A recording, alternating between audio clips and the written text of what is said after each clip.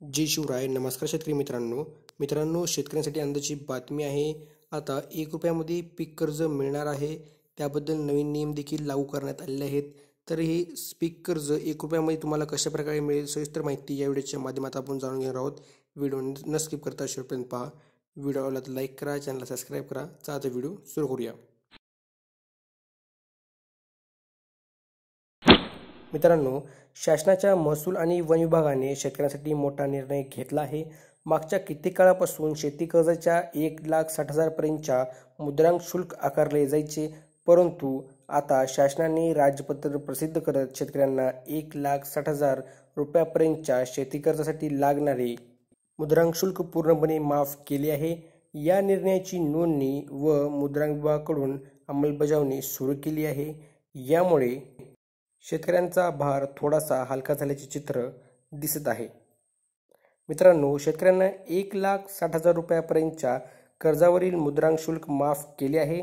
यामुळे आता शेतकऱ्यांना नवीन पीक कर्ज घेताना ₹500च्या स्टॅम्पऐवजी ₹1च्या तिकिटावर तुम्हाला याचा लाभ घेता येणार आहे. नवीन पीक कर्ज घेणाऱ्या सर्व शेतकऱ्यांना याचा लाभ मिळणार आहे.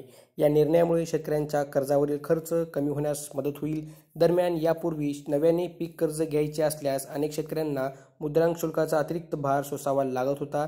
शेतकऱ्यांना किमान ₹500चे मुद्रांक शुल्क घेऊन नव्याने पीक कर्ज संबंधित बँक शाखांकडे दिले जायचे, परंतु आता मुद्रांक शुल्क माफीचा निर्णय झाल्यामुळे बँकांना आता मुद्रांक शुल्क न घेता शेतकऱ्यांना कर्ज द्यावे लागणार आहे. या निर्णयाची अंमलबजावणी करावी असे आदेश शासनाच्या नोंदणी व मुद्रांक विभागाकडून संबंधित बँकांना दिले आहेत.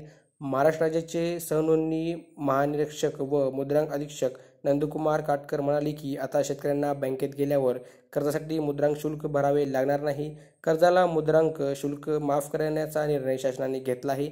याबाबतचे राजपत्रही प्रसिद्ध केले असून याची अंमलबजावणी करावी असे आदेश बँकांना दिले आहे.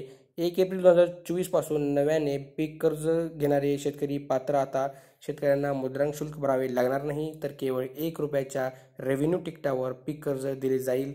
ही मुद्रांक शुल्क माफी केवळ 1,60,000 रुपयेपर्यंतच्याच कर्जाला लागू असणार आहे. 1 एप्रिल 2024 पासून नव्याने पीक कर्ज घेणारे शेतकरी यासाठी पात्र असणार आहेत.